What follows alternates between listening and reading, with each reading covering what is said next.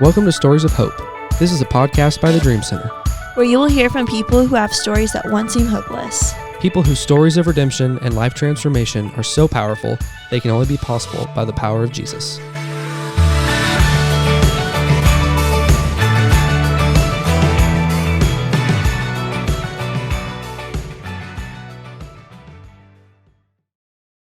Hey everyone, welcome back to Stories of Hope. I'm Sarah and here again with Brady. Hey everybody.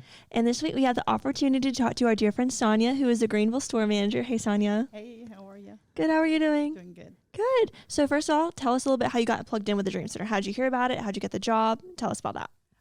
Well, actually, I had applied when this store first opened, and then I went elsewhere.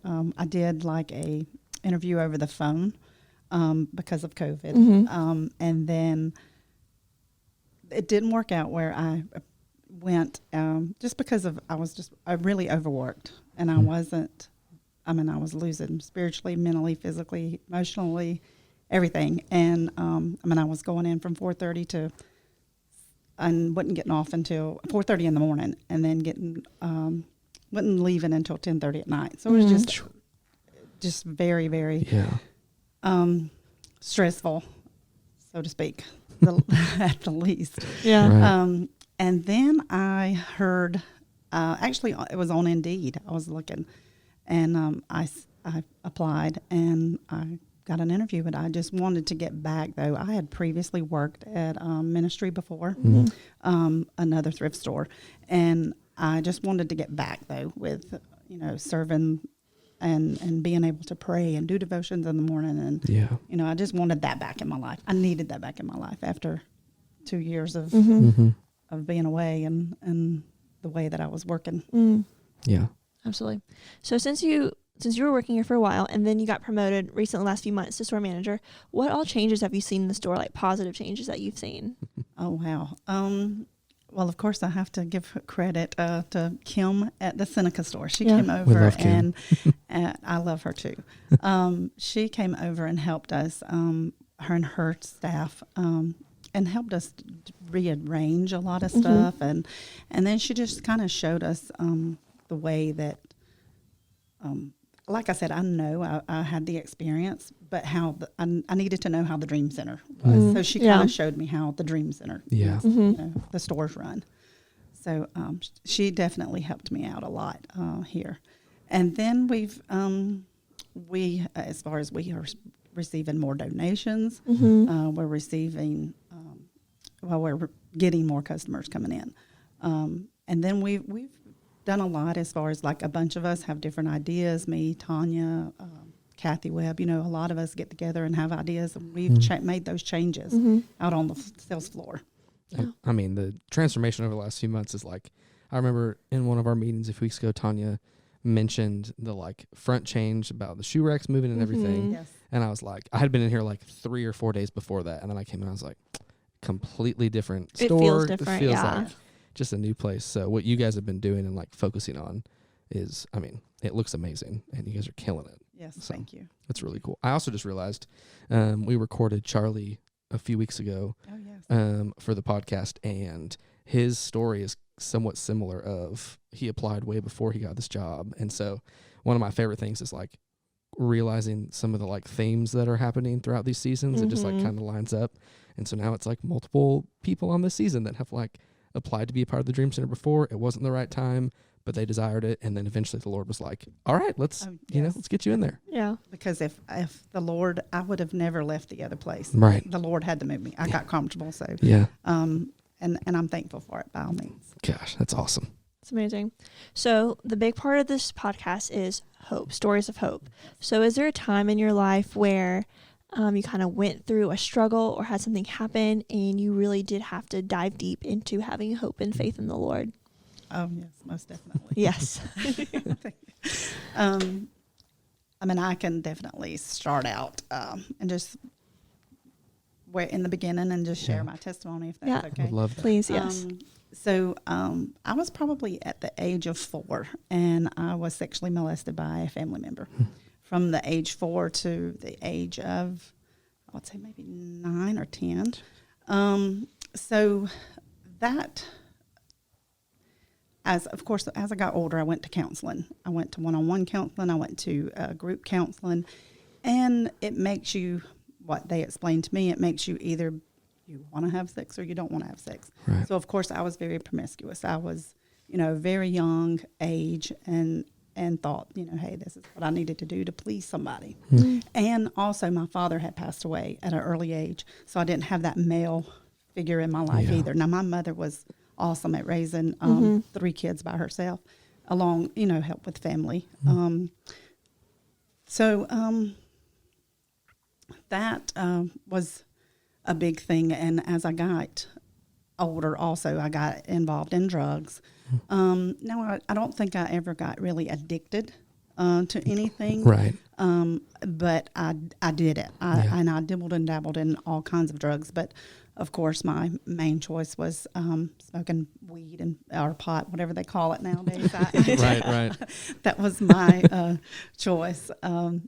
And so it kind of, I guess it relaxed me and mellowed me out because I had a lot of rage from what happened. Right. I was just mad and angry all the time. I even got involved in it wasn't major by any means, but like some little neighborhood gangs, and we done a lot of bad stuff. I mean, we fought. I mean, I have been beat up. I have beat people up. I mean, it has been, it was pretty bad. And of course, I thought I was having the time of my life and had all these friends and everything else.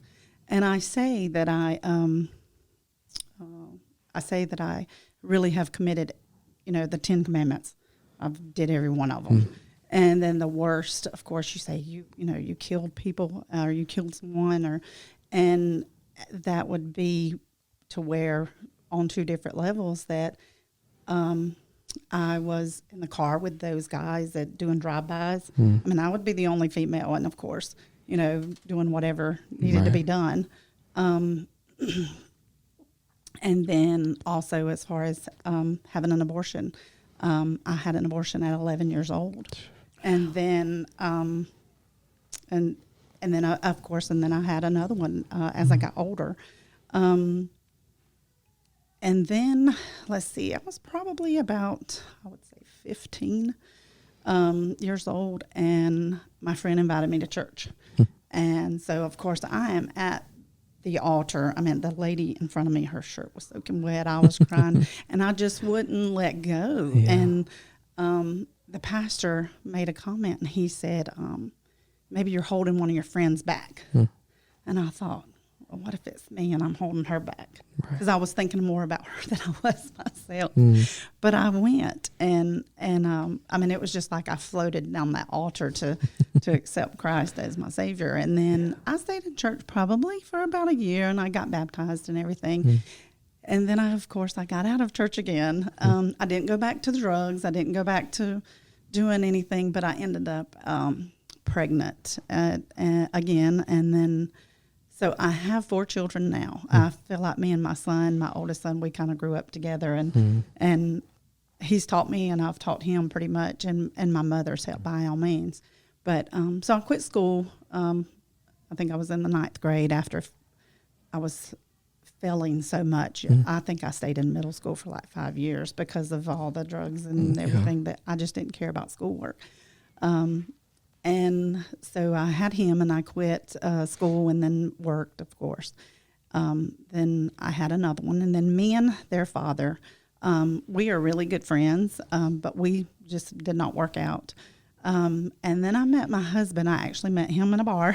And I tell everybody we did it backwards, because we had a child, then we lived together, then we got married, and then we got in church and back in church and started living for the Lord again. Yeah, right. So we did things backwards, but we did it.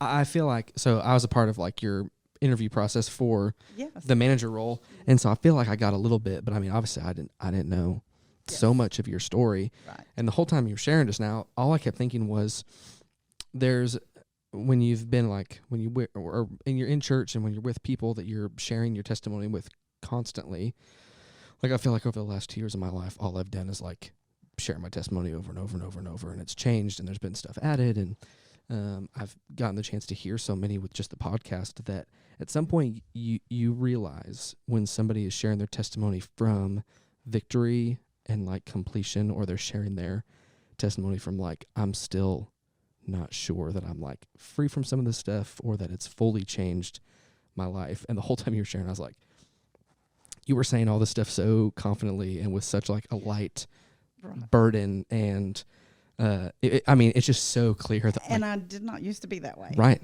But and it took me quite a few years, even after being in church, for me to. I don't know. I remember the pastor was preaching on forgiveness, and I was like, gosh, I fought it. I sat there and fought it. I did not want to get up. I did not want to forgive.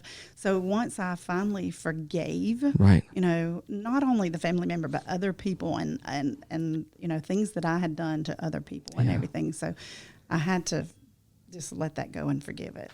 And ask for forgiveness, forgive them, and ask for forgiveness for myself. Sheesh. And you can just tell that like you fully forgave and have been fully set free from those things. And now it's just again, as you were saying it, I was like, you're literally just like showing the power of God through every word that you're saying. Cause I'm like, your like eyes are like filled with joy and like your smile, like, and it's from a worldview, so many of these things are just like, oh, this is like so hard to imagine or hear. And I'm just like, I don't know. It just was so, as I was watching you share all that, I was just like, this is amazing. Yeah, no, I literally had the same thought. Gosh. Yeah, it's incredible. It's so cool. Yes, good. I love Thank it. you. Yeah. That y'all can see that. Yeah. That it's beautiful. I like when people can see Jesus in me. Yes. Oh, sometimes I don't very show evident.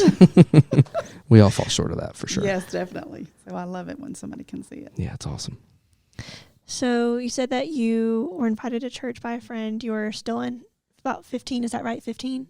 So what did it look like after that for you? Like what kind of process did the Lord take you through to heal you and set you free from all of that?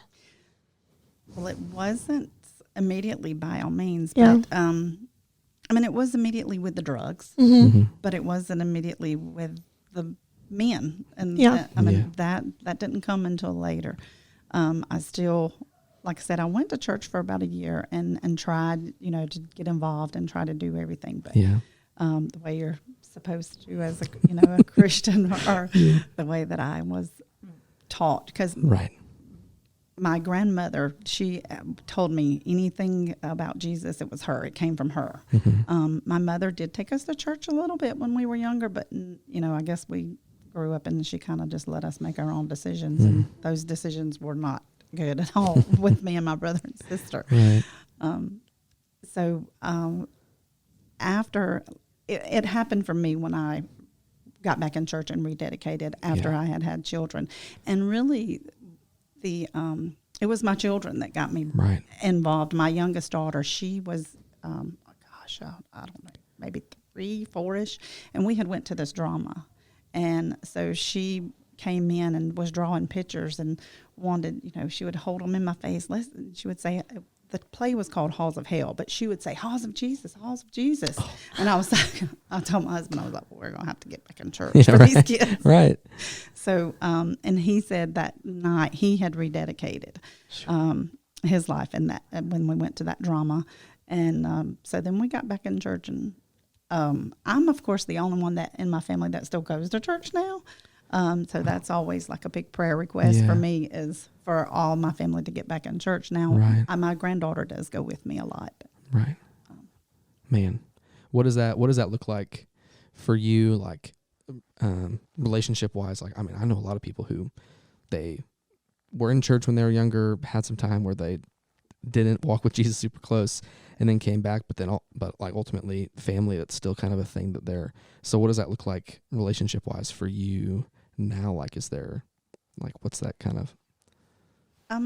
It's okay as far as because I just pray and I let it go. Right. I try to be that type of person, because if I dwelled on it and then I didn't, I don't want to bug them all the time and pressure them, and so I just kind of pray and let it be. I give it to God and try to move on. We have a wonderful relationship, all with me, my husband, all my children, grandchildren. Praise the Lord. But it's those things, that's what we do. As far as like, we don't, we still have our little Sunday dinners every now and then. Mm-hmm. So of course after church I go home and meet them there, but I let them live their lives, and I get involved sometimes when I have to. But Right. Yeah. But it's not always as helpful or as beneficial to just be like, come to church, like over and over and over and over. Again, back to the way you were sharing your testimony, a lot of it is also living out and showing Jesus through the way that you are living in your actions and the way that you carry yourself and follow him, that at some point will probably inspire somebody to be like, or one of the kids be like, okay, Mom, it's clear that Mom's life is a little bit different than ours, even if it doesn't look that much. And what is the difference? That's what I was going to say, the look. Sometimes I don't have the look. I'll say those bad words or, and get right involved. And like I said, the thing that I've struggled with the most since I've been back in church is my temper and my mouth, because I had a awful cussing mouth. Yeah. And so those are my two struggles. Right. So I still struggle with that. Yeah. Also, I'm better, but I still struggle. Yeah. But again, those things start to change, and then it's like, why is Mom keep like feeling like a different person, or like, Yeah. and then that's sure. just, which is amazing that God works that way. Well, that my husband will say, I noticed you were, reading your Bible, so I didn't bother you. Or I noticed you were doing your devotion, so I didn't bother you. So they awesome. Notice, so that's a good thing also. Yeah, that's awesome. And also, like, just remember, like, when I think about my own story and when I look at someone that I love and that I care about, whether it's one of my small group girls or a friend, I'm like, they're just in a different chapter. Yeah. Like, I know what's to come for them, and I'm praying better things for the come, but they're still in that one chapter, and it's like having faith, like, I was in that one chapter too, and like, they'll get through it. And I do have the pleasure of knowing some of your family. Yes. My sweet Cassidy. So I think that's really cool. Like, when she started, like, when I started coming to my small group and started hanging out, she told me about her cousin, your cousins, right? Yes. So works at the Dream Center, and I was like, oh, that's great. That's whatever. Wow. And then when I actually met you, I'm like, all the pieces started lining up. I'm like, this is incredible. So I love that even, like, is working through Cassidy, like, even talks about, like, knowing you a little bit and knowing your story and how much you've grown and stuff. So it's really cool to, like, have all these, like, pieces and stuff kind of connect. Awesome. So she has a lot of respect for you. That's awesome. Yeah. So it's kind of fun. I didn't know that. That's really cool. Yeah. I love that. Yes. I was just at her grandmother's house the other night. She had surgery, and I went by and seen her. Cool. That's awesome. So kind of as we kind of get closer to the end here, what's been one of the things that you've, like, learned over the last few months, like, stepping into management, stepping and run the store? Like, what's one of the things that, like, it could be practically or, like, through leadership, or, like, some of the things you've had to kind of shift your focus into, like, you're the captain of the ship, and, like, like, has there been anything that's, like, really stuck out that could be really encouraging for somebody who potentially is in the same role or is transitioning into something like this? What I say it all the time is, for me and Brooke here, is we definitely have to get our strength from the Lord, because it has been a little bit of a struggle here. I've said, maybe we've been in spiritual warfare. I don't know. But definitely just praying. And I know that, like all the other stores is praying for us. They've sent us help, and so I definitely appreciate that. And Tanya is amazing. Like, most of the time when I have something that I can't handle, I call her. Yeah. So same. Yeah. So Tanya has been a big part of this transition for me. Yeah. I don't know that I could have did it with anybody else but her. Right. I think that's great. It's such a unique, and I'm so thankful you mentioning the other stores, like, stepping in and helping you guys. It's like sitting back from being at, like, the main campus and, like, or the outreach campus, and watching the stores, like, support what we're trying to do, and all of you just being, like, this big family that no matter what's going on, it's like, whether it's bag sales or whether it's staff shortages or whether it's, like, move out or whatever it is, it's like everybody's always got each other's back, and it's really cool. Even supplies. We send each other supplies all the time. And there's no competition. It's not like, easily Absolutely. versus Greenville or Seneca versus Pickens. It's just like, I don't feel that way anyway. anyway. Yeah, right. I'm in your, like, the store manager group me, and I love it. The way you guys encourage each other. I think it was Destiny this morning was sending things about Good Friday, and it's just so encouraging being in the group message and seeing how well all of you love on each other. Awesome. It's incredible. Yeah. That's really awesome. It's a definitely, we don't have any males, so it's definitely Yeah. That is true, yeah. I mean, Yeah. Anyway, good group of women that we have. Strong, they're praying, awesome. godly women. Yeah. Yes. That's awesome. I love that. So one thing we do want to talk about before we kind of wrap up is volunteering here at the Greenville store. Well, any stores in general, but specifically the Greenville store. Yes. So if you are interested in volunteering at the Greenville store and working with Sweet Sonya, we'll put all the information in the bio. They could really use your help, and it's a great atmosphere. I love being here when I come here. It's amazing. It's the best. It really is. Truly. Everyone here is like friends and family, and you guys support each other, volunteer, staff, everything in between. We cut up a lot. Yeah. It's the earliest. So much. I mean, even when I got here, we parked in the back and I walked around and I walked past the little bell alert out there and I was like, I'm going to jump on it, even though there's no cars out here. And then as I walk in, Brooke's like sprinting. I'm like, sorry, it was me. Like, I apologize for being annoying. It was great. Yes. So very light and fun atmosphere, which is awesome. Yeah, Yes. for And sure. another thing, we've got Patty now here on the Yeah. management team also. Wonderful, So Patty. this has been a blessing. Yeah. So I think we're definitely coming together, Yeah. getting our team together by Yeah. all means. Yeah. It's one of those Yes. things too, where even throughout the challenges over the last few months and staffing changes and all that stuff, like every time it comes up for like with the leadership team and trying to just like give support, Yes. it's always like okay, we're so close. Never a super discouraging thing. It's just like, all right, like don't get frustrated too quickly. We know that the Lord's got his hand in it and that the right people are on the way and it's going to be okay. Yeah. But definitely volunteers. Yes, please. We love to have anybody that's willing to come and serve. Yeah, it's a great time. It's amazing. I love that. Well, thank you so much for sitting down and Yes. chatting with us. Thank It's you. been a lot of fun. It's been super fun. You did a great job. Such a great job. Thanks. Also, we didn't even mention that we're at the Greenville store. I'm sure whoever's watching can Yeah. obviously tell. We're not in but, our like, normal space. I'm surprised we didn't hear any Kathy screams or Yes. Tanya dancing. I figured they Yes. would be Tanya does love to clowning dance. back there, but They were earlier. yeah, I know. But yeah, sorry. I realized we didn't mention that, but you're amazing. Thank you for doing Thank you. this. It's been awesome. Thank you, guys. Thank you. All right. And that was it. We'll see you guys on the next episode.